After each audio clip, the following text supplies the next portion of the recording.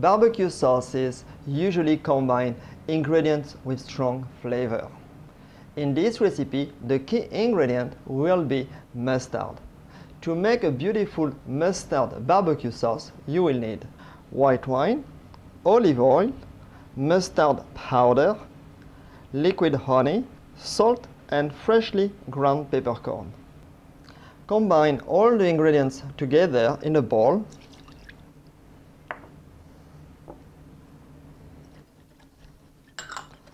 So whisk the wine and the mustard together.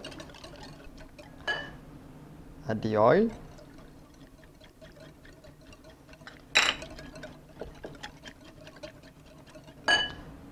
The honey.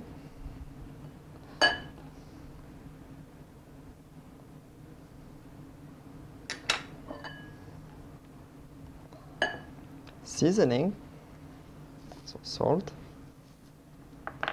freshly ground peppercorn,